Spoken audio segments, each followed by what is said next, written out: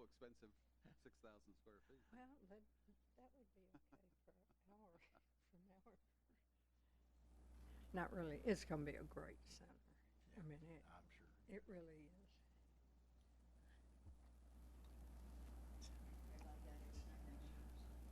Yeah, We're getting I'm ready to good. start, Nancy. Okay.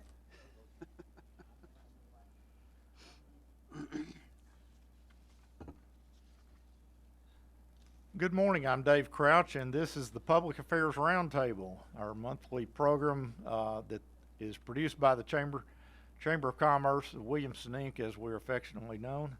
And this morning, our guests are from the City of Brentwood, Mayor Regina Smithson and City Manager Kirk Bednar. Good morning. And we're glad to have y'all with us this morning. Want to find out all the behind-the-scenes information from Brentwood and find out what's going on there. Now, Mrs. Smithson, Madam Mayor, you've been on the City Commission a long time. 25 years. 25 years. Yep. What attracts you to the City Commission as a mayor, as a city commissioner?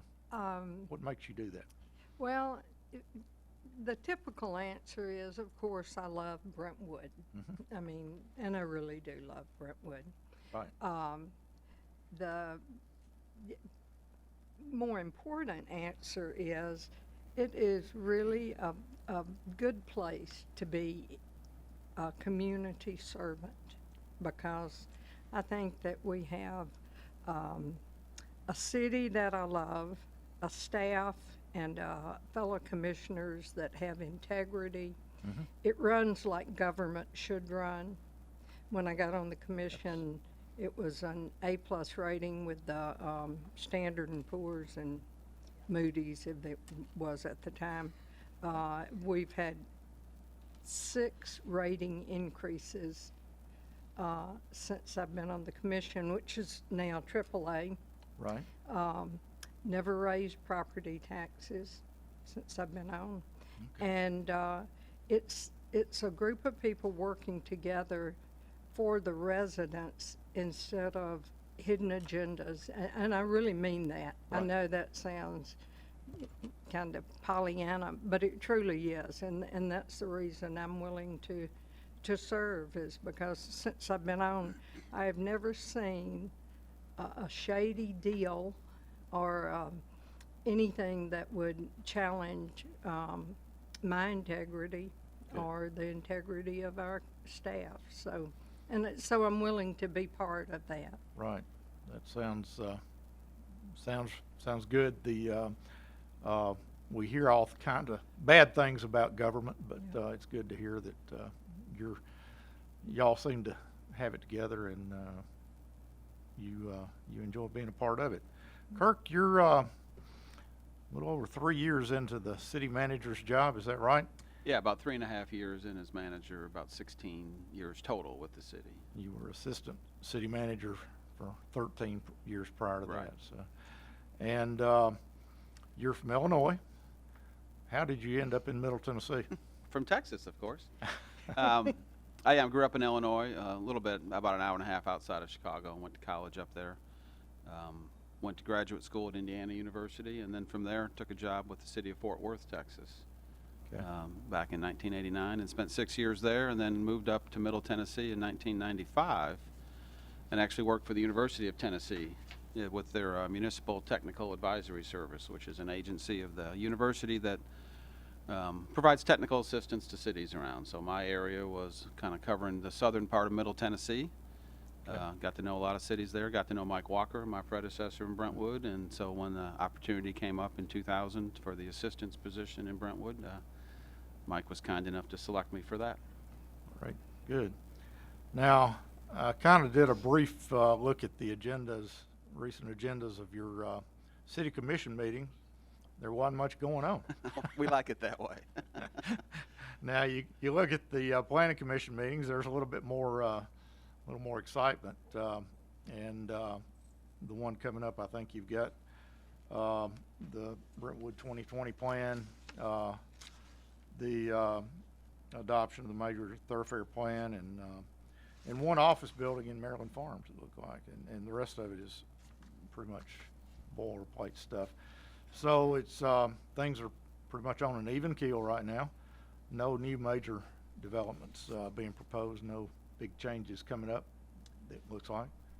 Yeah, I would say that we're at the tail end of some big developments, you know, both in terms of some road projects that just finished up in terms of Concord Road. And then obviously, anybody who drives through at least the northern half of Brentwood is very familiar with what's going on at the corner of Maryland Way and Franklin Road and the Hill Center. Right.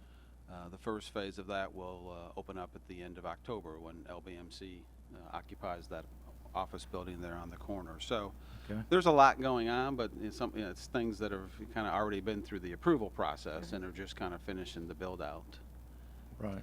You know, unlike a lot of communities here in Williams County, we don't have that much more growth to come. I mean, we're probably in the 80% built out range, and so we've got some redevelopment like you've got going on at the Hill Center and some new subdivisions out and about, but nothing overly dramatic that will change the character of the community.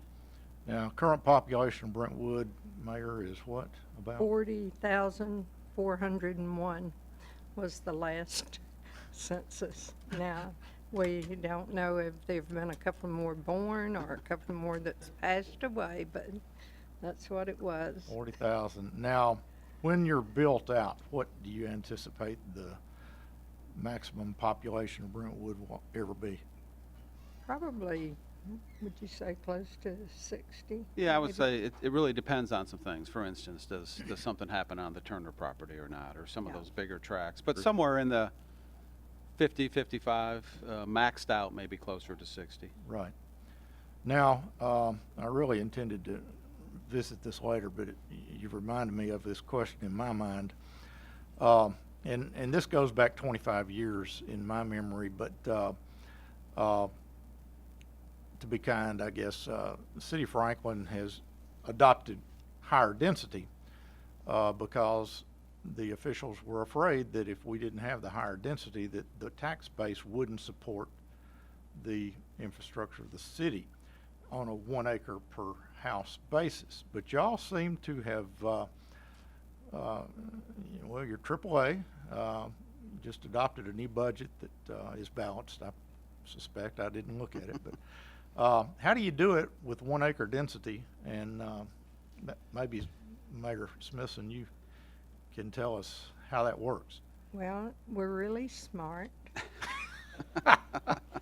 And what we have done, there are a lot of factors, a lot of things that factor into it. The growth has been mostly steady. I mean, you know, we've had our down years and our up years, but Brentwood's a city that the whole concept was to build the residential kind of in the center and the commercial on each end, and designate a certain amount to commercial. And it's interesting, when I did get on the commission, the water department was in terrible shape. In fact, the state was about to come and take, it was in the red, big time. And I think there was $600,000 in the kind of reserve. For the general fund For the reserves, general yes. fund reserves. Today, we have 31 million in the reserves, and we've never raised taxes, and we always have a balanced budget. But one of the things we've always encouraged our staff to do is that if they budget for a certain amount and they don't need it, unlike other government departments, a lot of times those departments feel like they have to use it, or else Oh, yeah. they won't get as much next time. And so we've always encouraged them to save what they could, and that they won't be penalized for it the next time. The next year, if we see the need. I think, believe it or not, I think that's had a lot to do with being very conscientious of what we spend. Right. And I mean, we have really had a staff, and when we lost Carson Swinford just not long ago. About 9 months ago. And he was a wonderful finance director. And when you have good people working that are conscientious of the budget, Right. and like I said, it's not that underlying agendas that are self-serving. Right. I think, in my opinion, and I'm very prejudiced, if government could run like Brentwood, we'd all be in really good shape. That's Federal government just could, the I way I agree. feel, you know? So, yeah, I mean, really. Let's go back to Hill Center just a minute.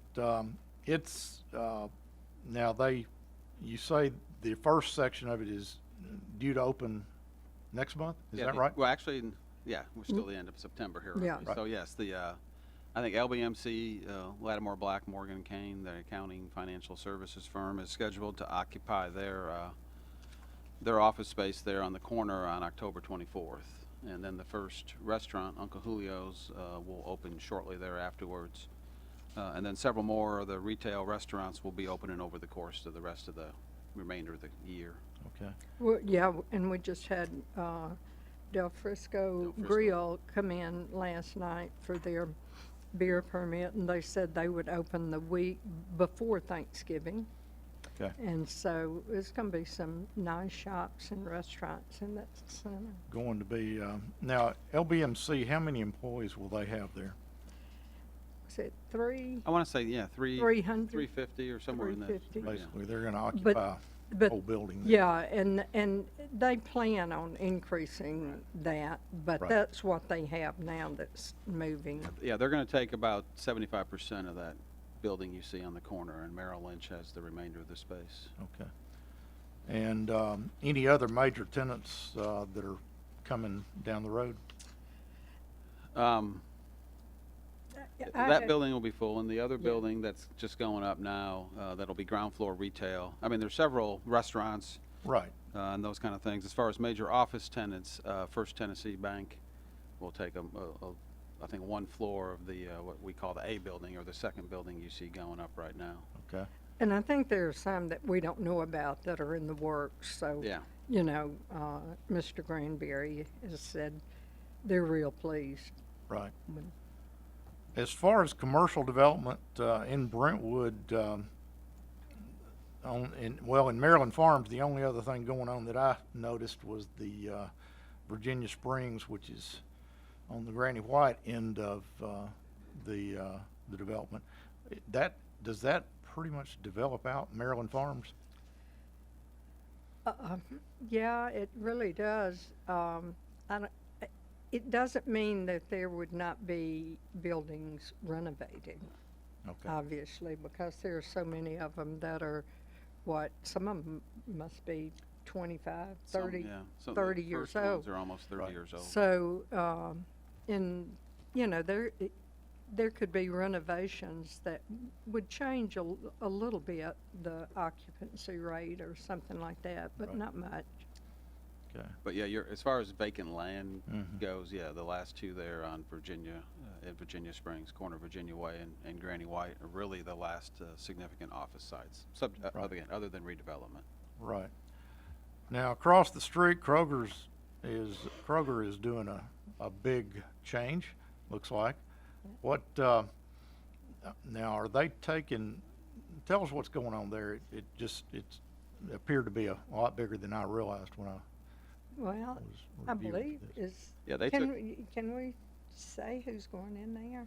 Or is that? Well, in the former Kroger spot. Yeah. But they took over the Harris Teeter Right. Center there, but then they actually took over more space than what Harris Teeter occupied, and took a couple of the other tenants that were to the north of Harris Teeter. So it's greatly expanded. It's the be-all, end-all Kroger for all type thing. They have a wine bar. They have a craft beer tasting center in there, and Starbucks. Starbucks.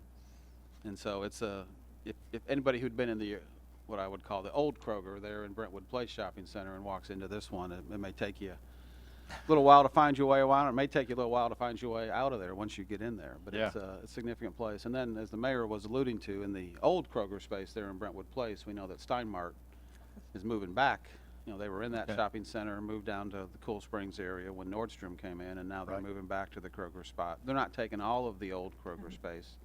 I think maybe somewhere to a half to 2/3, and Okay. not sure who the other tenant will be in there. But that part of town is changing and, sounds like for the better. On down the street, now Tapestry has been a interesting, story. Tell us how that has evolved, Mayor, and, how that's going. Well, I think that, first of all, that was zoned for office, and an office building could have gone there. And so, Instead, it was It, on, instead, we put it in the C4 zoning that would give, residential restaurants and office, and we were thinking that because we have so many office buildings in the downtown Brentwood area, at the time, the economy was really bad. The downtown area was really hurting right, and needed a little pep up. And so we thought that that would be, or I'll speak for myself, I thought that that would help really encourage business down there. and this is a condo development or apartment? It's a condo, it's Okay. under a condo, but they're rented. Right, That it's owned by, okay, at the time, Northwestern.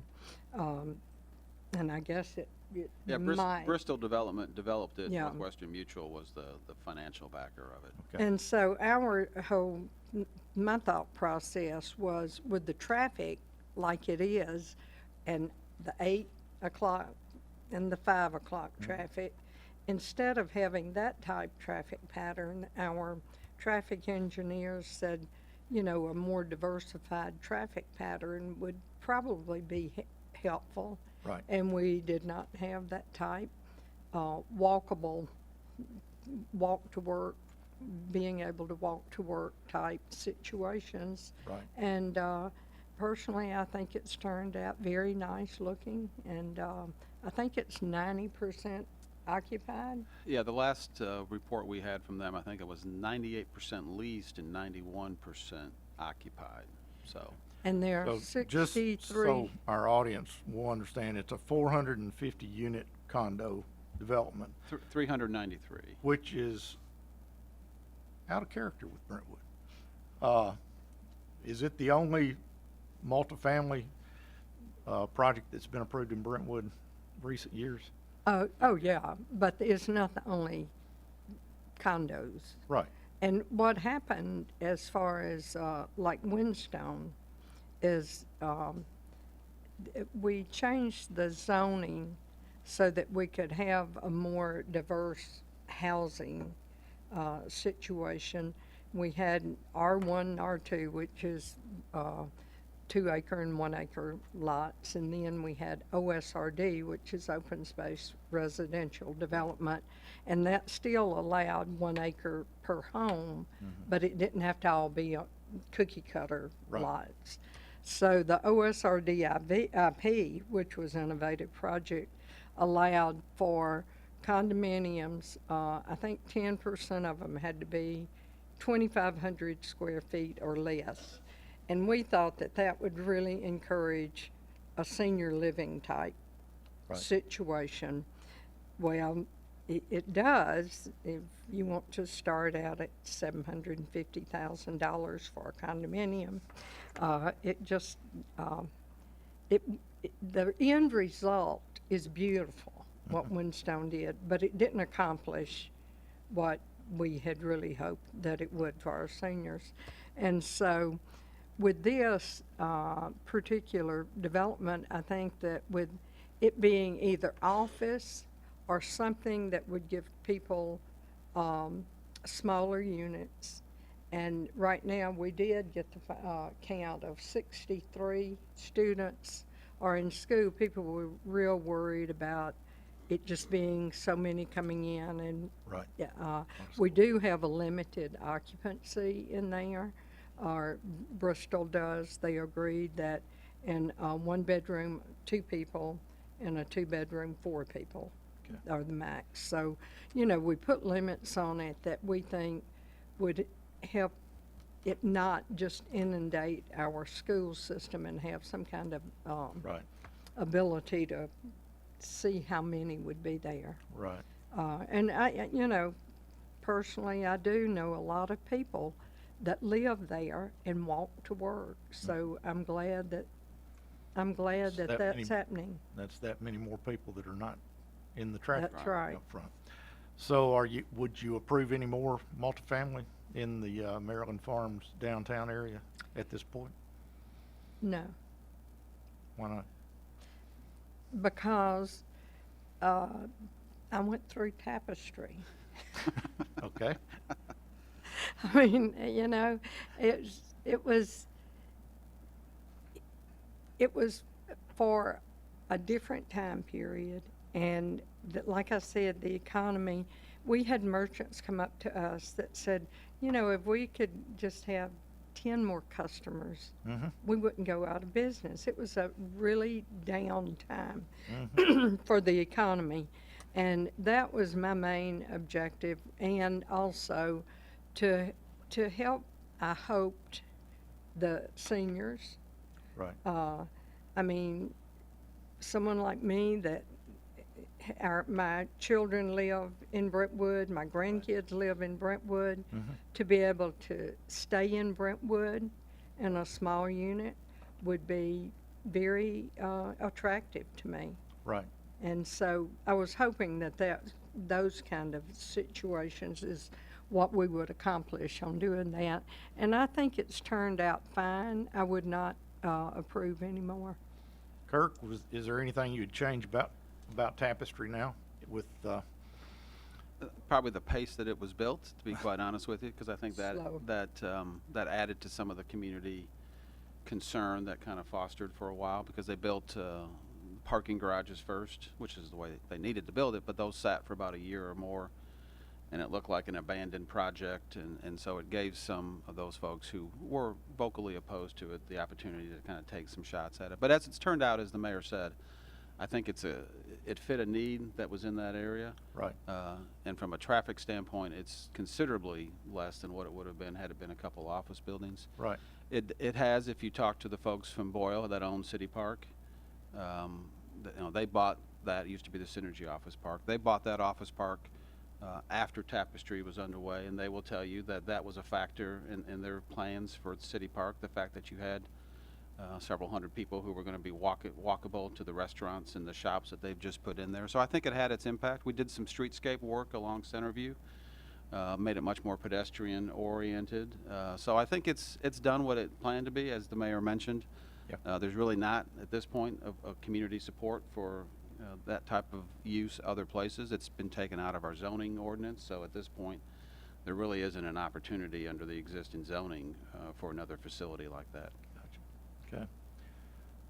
A little lighter subject, you're getting ready to open a couple of new parks down near Cool Springs there off Weichel Road and I guess the north end of Mallory Lane. Right. Tell us what's going on there and how that evolved and where it came from. Oh, I would love I to. think the mayor would like to talk I about will this. tell about that one. So it was the flagpole property Mhm. forever. Everyone knew it as the flagpole property. And Because when you drove down I-65, it was Those- property with the flagpoles on it. yes, Okay. and Bill Will used to own it Right? for years. Mhm. And then the Spires family bought it, and Wood Caldwell was their, I guess, marketing director or whatever. And they kept coming to the city wanting more commercial. They wanted it commercial. And so it was no. I don't know how many times that piece of property has come before the city, it didn't even make it sometimes to the city commission. You know, they got the feeling from meeting with us individually that it was not going to happen. And so finally, and they owned the house right at the end of General MacArthur. Right, okay. So they knew that they could cut a street through and tear down that house without it being, having to be taken. Right. And so, they brought us their last plan, and they wanted more commercial than we wanted to give them, and the neighborhoods were all upset about it. And they said, that's fine, we'll just put houses there, and we'll cut through General MacArthur, and then we'll go to West Weichel, over the railroad tracks. And I've forgotten how many homes could be there. Well, then that opened up all those neighborhoods to just all kind of traffic. And those are nice little neighborhoods that have been there forever. Right. And it was approved. The Planning Commission approved because it was zoned for that. Right. And they had to approve it. And Just so our audience knows what we're talking about, General MacArthur Drive is the road that parallels I-65 between Concord Right. Road Yeah. and the property. and it we're talking has a about. railroad track, and Yeah. it's just did not need to be cut through Right. for these residents that are already dealing with so many things. Mm-hmm. And so I called Wood and I said, why don't we meet? This after it was approved and they were going with the residential. And he said, okay. And I said, you give some and we'll give some. But what you have to do is go meet with all the neighbors and make sure that they're okay with it. And so he did, and we were able to get 27 acres Yeah, 20. in parks, Okay. and they were able to get a little more commercial. Okay. And so the neighbors are 27 acres away from the commercial, and it ended up, and we also put in a condition that they had to sell the house at the end of General MacArthur. And so we ended up with two parks that do connect, and it's a really good situation. I will take credit for that. Good. Okay. Because it was going to be homes there, and now the people that work in Cool Springs, they have a park, especially the residents around there that were kind of landlocked on not having a park. Right. Like the Granny White side or the Crockett Park side. Right. So I feel like that was just a win-win-win Right. situation. Okay. So those parks will open just any day now, right? Yeah, well, the official grand opening will be Saturday, October 22nd, but for all intents and purposes, it's really two distinct parks. Yes. One on the north end of Mallory, excuse me. That's a couple multipurpose athletic fields and some trails. And then the Weichel one that will be accessed off of Weichel Road is really a neighborhood park for the surrounding neighborhoods. Okay. A limited number of parking spaces and a playground and the trails. And so that park essentially is open now. The playground is in, the trails are open. We'll cut the ribbon, so to speak, towards the end of October. Okay.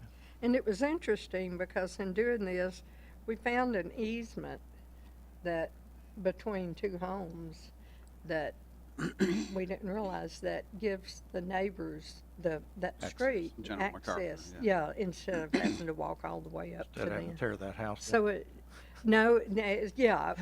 yeah, or walk by on private property. Right. So it worked out really good. We're Okay. pleased with it. Now, Ravenswood Park is coming along, it looks like. That is a big park. How many acres now? It's 400, yeah, 398. over on Wilson Pike. And what are the latest developments there?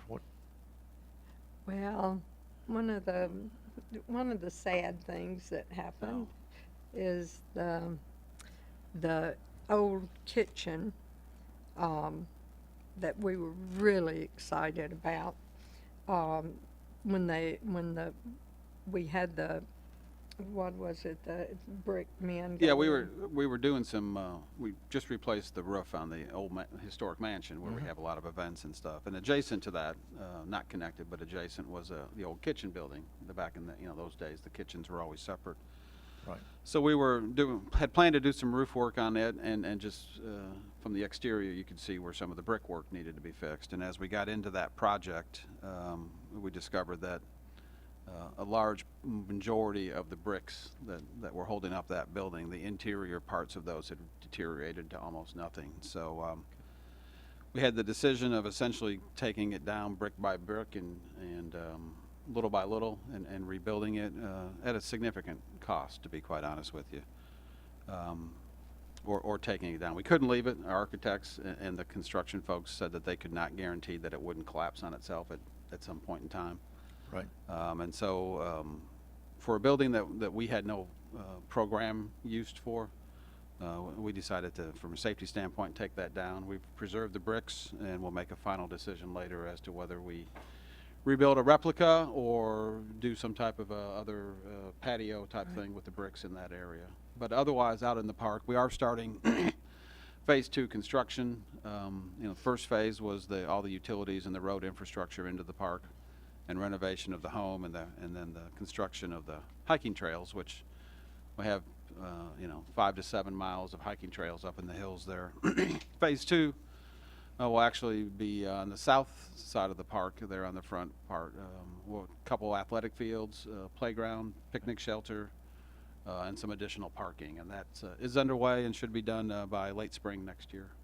And that is really a wonderful part and asset to the city to preserve that and that mansion. And if you haven't had a chance to go into it and see it, take some time and go see it. It's so much history and everything. And I will have to say, when you go in, Kirk loves this, I remade the drapes in the front 2 rooms, so you might want to notice that. I will pay attention to those drapes. Especially the women. Y'all look at the drapes. Now, is the mansion being used often, or is it? Yeah, it's Yeah. again, What's it's it available. It's available for? primarily become a wedding venue, and Okay. so during the wedding season, spring and fall, and we're booked up, I think, now through the end of in the middle of November. At least Saturdays, and sometimes Saturday and Sunday. I think last week we had a Saturday wedding and a Sunday wedding. So that's its primary use. We'd like to actually see a little more weekday use for some business meetings, receptions. I mean, it does have Wi-Fi. It has, it's not a modern building in terms of stuff, but for a small team building meeting or something like that, we'd like to see a little more use there. But it's getting a lot of use for weddings. Right. And it has a great kitchen that, Yeah, full Can be catering kitchen full and those kind catering of things. kitchen. But Right. and it's getting, overall the park is getting a lot of use by our residents, and more people are learning of it. It's, you got to take the initiative to drive back in there off of Wilson Pike to see exactly what's in there. But more and more folks, and I would be remiss if I didn't mention that we do have a walk in the park scheduled for Sunday, October 30th.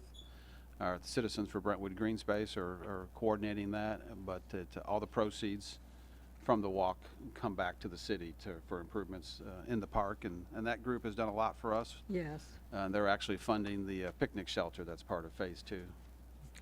And they committed to 300,000. 300,000, and periodically they'll come up and bring a check where their commitment, they're very, very dedicated Right. to helping us with that. So we appreciate them. Beautiful park.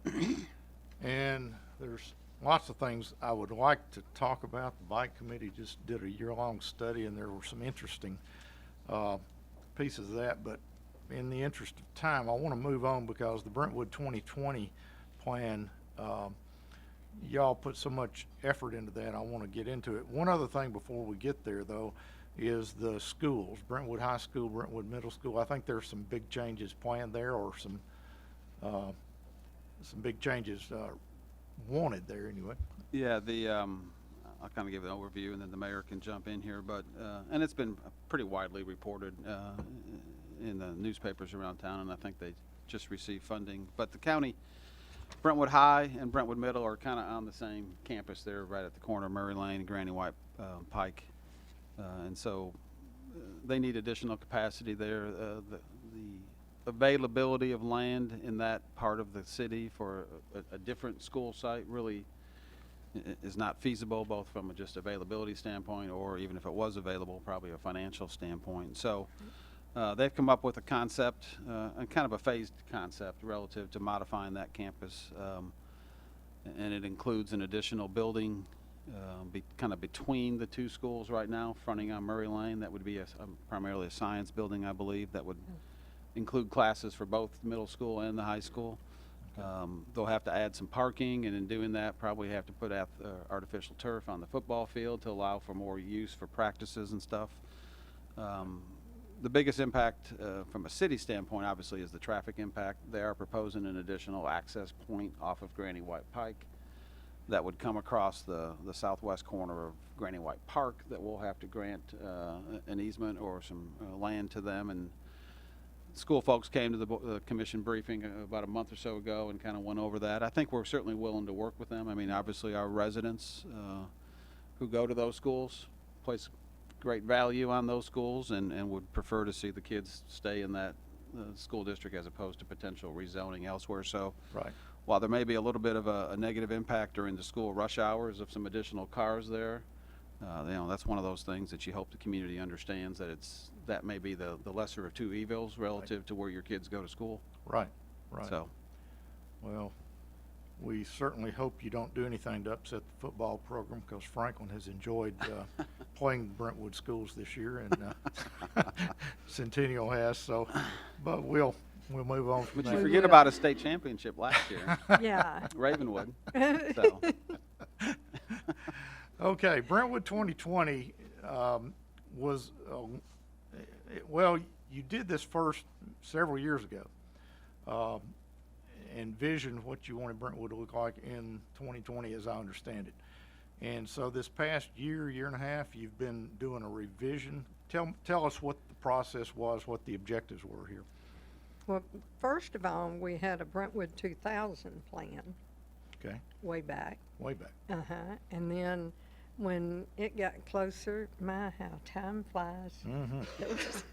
But anyway, that was done a few years, obviously a few years ahead of the 2000.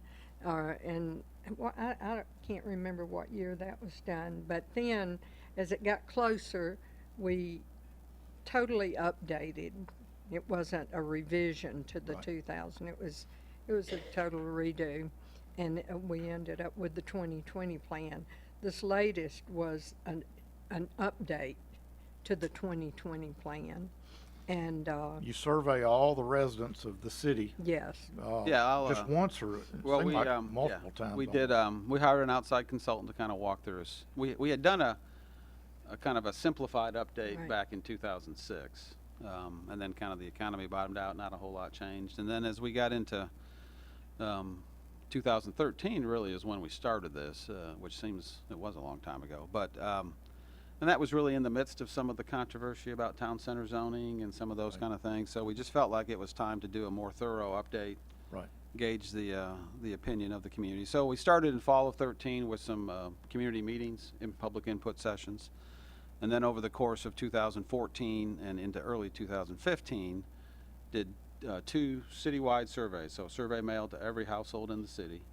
And then in between there, actually surveyed every business in the city also for input. And as you can imagine, it ranged from, the first resident survey was a little more general, satisfaction with a list of services and amenities in the community, and hit on some issues related to the multifamily housing and the Right. tapestry issue and senior housing and that. And then the second survey delved into just a few of those main points. So, Right.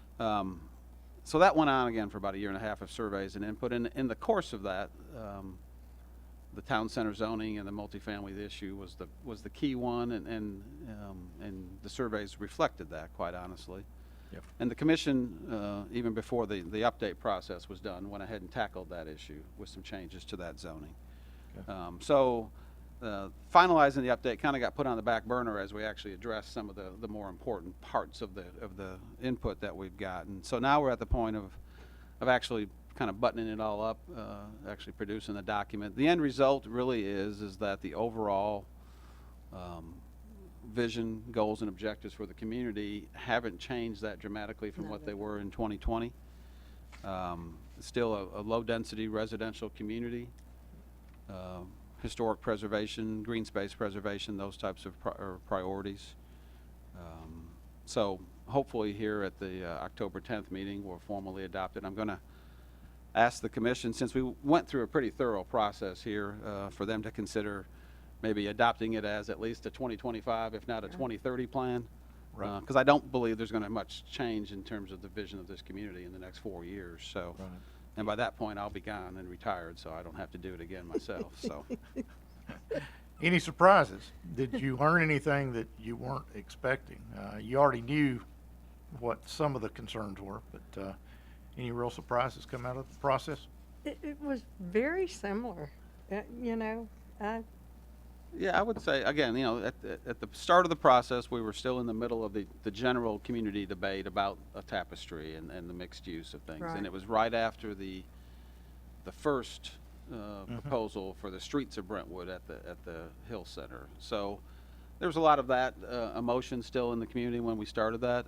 What we heard during that process, I don't think really surprised anybody. There was a little bit of a debate depending on your view of some of that stuff, but you know, there were no surprise issues that came out of it, Right. and no, again, major shift in the vision and view of our residents as to Right. what they want Brentwood to be. I don't think. So consensus was that they don't want any more multifamily like Tapestry. The downtown center, they want it to look pretty, but do we know what that means? Or other than the city buying everything and redoing it? no, I mean, You know, I think, you know, at the time we were doing the input sessions, you didn't even have City Park, which is a little bit of a glimpse of a walkable retail area. right. I think the Hill Center will be a dramatic visual change for Yes. folks, and I believe most folks are going to like it very much. Yeah. So I think, you know, they recognize that we've got to have commercial. It's, as we've talked about in this session before, it's 55+% of our revenue comes from commercial land, which is only 5% of our land area. So Right. I think they understand that. They want it to be nice, as you said. They want it to provide the types of stores and restaurants that they're looking for, but they don't necessarily want it to expand any further out into the community. Right. And I have to say, Jimmy Granberry, you know, his first proposal was turned down, just completely turned down. And he met with me and he met with each commissioner and said, what can I do? Because I'm going to build offices if I don't get another plan. And he could have built 750,000 square feet of just office spaces, office buildings, just like the Ramparts building. Right. And my suggestion to him was go to everyone in Meadow Lake, you know, and see what they would accept, because I don't think they wanted office buildings Right. just towering over them either. And so he did that. I don't know how many meetings Jimmy had with the residents, but it was, he listened, he listened to every concern to the point that even the dynamiting or the, you know, size, the blackout, we even moved it a little bit to where there's a wider buffer between it. Right. And, you know, there was a lot of thought and hard work put in that if you can satisfy Meadow Lake, which is the most impacted Right. by it, would they have rather it have been just left a lot? Yeah. Yeah. But we ended up with a really nice development there because of his work and the work with the commissioner's staff and the residents. I attended that public hearing, and I couldn't believe the the amount of support he had for that development when it finally got to that Yeah, if you that look step. at the first go-around that was turned down, when he finally came back with the second plan, and in my 16 years and the mayor's at that time, probably 22 years or Yeah. so, for a major commercial rezoning development. Now, granted, it was already commercially zoned, but not one word of opposition. Not one at a word. public hearing or public meeting. That was filled. Yeah. Would fill with, and Yep. you have to remember, when the Baptist Convention Center was there, we were not collecting any taxes on that.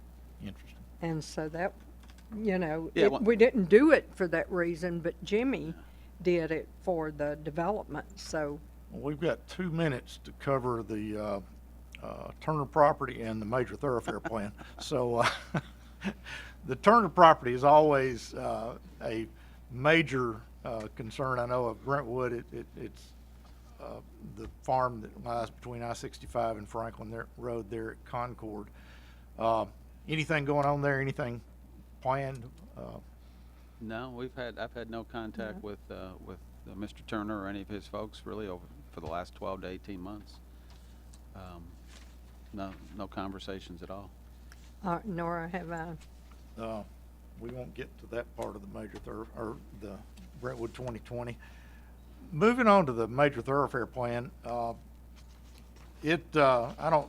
didn't really see any major surprises to me in there, except one that I hadn't noticed before, and that was involving the Turner property. But I noticed that one of the items on the major thoroughfare plan is an I-65 interchange there, I guess, on the north end of the Turner property, that would connect to Murray Lane on the west side and Wilson Pike on the east side.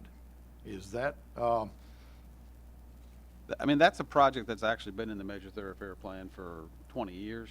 It's obviously only comes to fruition if and when there's some significant development approved on the Turner property, which, you know, at this point in time, you'd say is very unlikely. Right. And for when Mr. Turner had his plan back in the early 2000s for some development on there, some work was done on just the cost feasibility of that interchange. And to go from Murray Lane through his property, you've got to cross the river, floodplain, a railroad track Right. before you ever get to the interstate. So it's a $50–60 million type of project. TDOT probably, and it's, as we all know, in its current state, is not likely to be a partner in that thing. So it's a feasible project from just a vision and how you would like some roads to lay out. Practically speaking, it's hard to believe that happens unless there's Yeah. just some dramatic shift in the community of Brentwood relative to that property and its future development. okay. Now, Commissioner Schroer at the recent Transportation Summit that the Chamber had, in passing, mentioned a major redesign of the interchange at Old Hickory Boulevard. Right. That's the first I'd heard of that. Is that something that's got legs under it? Is that something that? That came about. It might. We've just completed earlier this year a joint traffic study with Metro Nashville. That interchange, of course, is in Nashville, not in the city limits of Right. Brentwood. But we looked at all of the Old Hickory Boulevard corridor, the Maryland Farms area, in terms of signalization, design improvements, and what came out of that one as a potential for that interchange.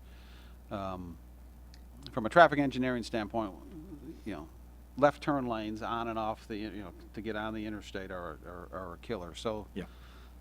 you've got some geographic limitations with the big rock that's on the east corner of that interchange there. But one of the ideas that came out of that merits some further study, that TDOT even agreed merits some further study, is what's called a divergent diamond interchange. That essentially, if anybody's been out to Gatlinburg Pigeon Forge in the last 8 to 9 months, they redid that interchange there. It essentially, before you get on the interchange, you cross traffic so that you're actually driving on the left side of the road going one way instead of the right side, but that allows for free-flowing left turn lanes. Yep. Much more efficient operation of the interchange, and then as you cross it, then you cross back over. It's kind of hard to Yeah, describe here, totally but confused, but we've got some it's- drawings There's of it. no stopping. There's no stopping to make left turns and get on the interstate. So if you're going from Brentwood to go north on I-65, now you got to pull up and you got the long line and you got to wait for the left turn arrow. right. Instead, right at near Franklin Road, you'd cross over, be drive on Old Hickory Boulevard on the north side and be a free-flowing left to get onto northbound I-65. It's, when you see it, It makes it sense, makes and they're a really lot more. of They're becoming very popular in other. Georgia, North Carolina has several of them. Missouri, Okay. the first one in Tennessee is out at exit 407 there at Pigeon Forge in Sevierville. So anybody and you heads can that look it way. up. Divergent, Divergent Diamond is the name of it. yeah, and it's very interesting. So the studies show that and it doesn't require. It's about maybe an $8 to $10 million modification to Right. the interchange, as opposed to 30+ million to just kind of blow it up and start over. So you don't really need to widen the bridges. Right. You just change the laneage and all that. So it's something that TDOT's finishing up a safety project for the northbound exit, Old Hickory Boulevard right now into Metro. That funding was already committed. So once that's complete, we plan to hopefully approach Metro to do a joint. That was a preliminary look, so we've got to do a much more detailed analysis of whether we can make that work, and hopefully we can work with Metro for a study of that in the Right. next year or so. Especially with all the development that's going on in Metro, right there. I Right. mean, Yeah, thankfully, right it's, there. it's as much of a concern for Metro Nashville as it is for us. Right. Now, your note to me, Kirk, Mayor, said that Concord Road is finished. That seems like a rather profound statement. The current project is finished, let's put it that. We had two projects going on for the last a couple years. The one closer into Wilson Pike finished up at the end of June. The one farther out, Sunset Road all the way to Nolensville Road in Metro, other than a few punch list items, finished up about a week or so ago. Now there's a lot of debate, and we don't have time here to get into the debate about 5 lanes of Concord Road, but as far as it's planned at this point in time, that's the widening of it. Right. We always like to encourage the audience to step up to the mic and ask any questions that you might have, and at this time, if you've got any, we'd love to hear from you. We're going to keep talking if you don't come up, but we'd love to have some conversation from the audience. But the next big project that I see, or you mentioned, is Franklin Road. Right. What's going to happen there, Mayor? Well, we are in the process of acquiring the right-of-way on a couple of, This is south of Concord Road. Yes. to Concord, Moore's yeah. Lane. Concord Road, Concord. really to a little bit south of Moore's Lane, even into Franklin Yeah. until we transition back. So it'll be 5 lanes, just like it is north of Concord Road. right. And then transition, of course, south of Moore's back into the 2 lanes in Franklin. So Franklin is a small part of the project. They've got a little bit of land that they've got to acquire south of Moore's Lane. So as the mayor said, we're finishing up acquiring the right-of-way. We paid for the engineering Yep. and the right-of-way acquisition. Going to be somewhere in the range of about $5 million. TDOT has finally committed construction funding in their plan. Right. So we're hopeful to bid that project. TDOT will bid that project in the spring of next year, and Right. then that'll be probably an 18-month or so project. So as I joke, the people on the east side of Brentwood have had it for about 2 years with Concord Road, so it's time that the west side share a little bit of that joy. Good, good. We've got a brave soul that stepped up. Give us your name and where you're from. And Sure.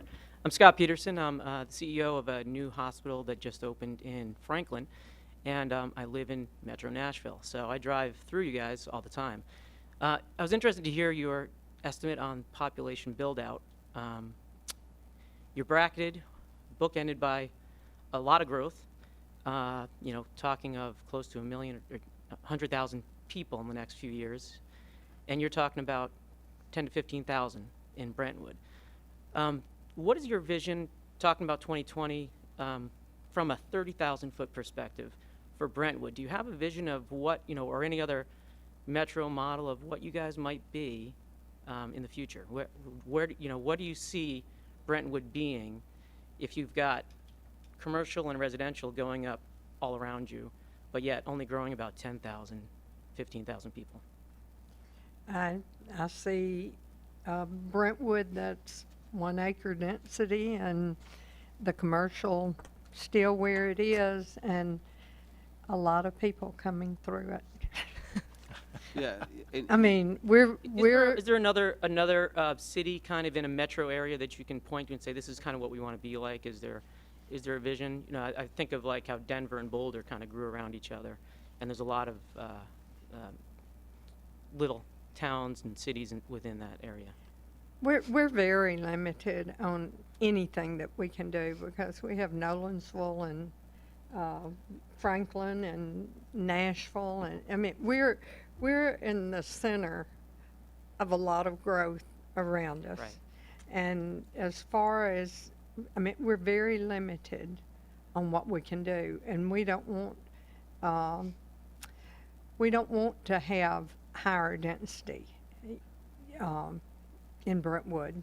Yeah, So- and some of it's just pure geography. I mean, Yeah. we can't grow to the north because we're bounded by Nashville and the county line. To the south is Franklin. So we've got a little area east and southeast of town where we're seeing most of our development in. But it has topography issues, so even if it's 100 acres, you might only get 40 homes out of it because of hillsides and those kind of things. So just with the land we have left, assuming the exact same development pattern we've had historically, which is the 1 acre density, no other commercial type of stuff, that's what limits the potential population growth, is just the availability of land and the developability of that land that is left, simply because it's all the flat, easy stuff is already a subdivision for the most part. There's a few that we're still dealing Yeah. with. And as we've talked about, the Turner property is the question mark. As it's currently zoned, given it's 520 some acres, fair amount of that is in floodplain, so they'd have to do some adjusting. But as it's currently zoned, it's probably in the neighborhood of 400 homes or so, a little more. I don't know that anybody believes that's the best use of that property.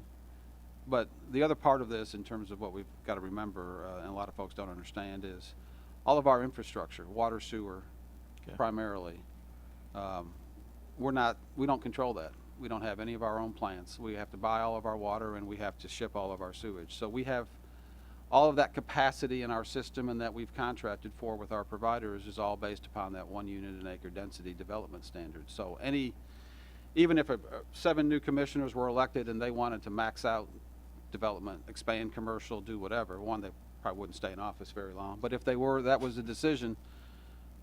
You're talking about, we don't have the infrastructure to do it, No. absent an incredible investment that it would have to go to that development. So you could be talking about tap fees that are now $5,000 a house for sewer that go to $20,000 a house, just to be able to provide additional capacity if you wanted a different development pattern. And so politically and culturally, we're limited by the division of the city. Physically, we're limited in other ways by infrastructure because of the planning that's been done based upon that long-term vision. Thank you. Okay. Thank you. We're going to have to draw the conversation to a close. It's been always enjoy getting to find out what the leaders are thinking and seeing in their own towns, and we appreciate you all making it down here to tell us all about that.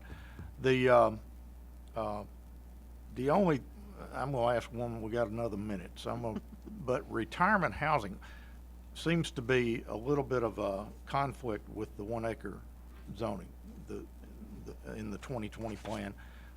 How do you anticipate meeting the needs for the retirement community? It's more than a 1-minute answer, that's Yeah. for sure. That's all you've Yeah. got. You want me to? Well, we went through quite an exercise in the last year to see what we could do to maybe provide a senior housing limited with an age limit of either 60 or 55, and it got very, very complicated. Right. And so we certainly don't want to jeopardize the 1 acre density. And we do have homes on smaller lots in the OSRD, and we have condominiums in the OSRD IP. And I think I've always said you have to take affordable out of senior housing in Brentwood because the market is going to just be so outrageous. Okay. So it's not an easy subject not to an deal easy with. Yeah, I think and it's so- the quick summary would be that when we looked at it and talked with developers in that business of senior housing, it came down to the cost of land. The units were going to Right. be 600,000 plus, and what they were hearing from is folks who wanted to sell a $500,000 home, buy a I should $300,000 never home. have brought that question up with So 2 it's, minutes to go. But That's it. I've got to thank the folks that make this happen, Newt Danley and his crew from WCTV, Lynn and Christine from Vanderbilt University. Thank you so much for helping the chamber fund the cost of this program, and just the chamber staff in general that help us do this. We appreciate. And next month we will have Spring Hill Mayor Rick Graham and some of the other leaders from Spring Hill to give us an update on what's going on down there. We look forward to having you back on the final Friday in October. Thank you very much for being here. Thank you, Dave. Thanks.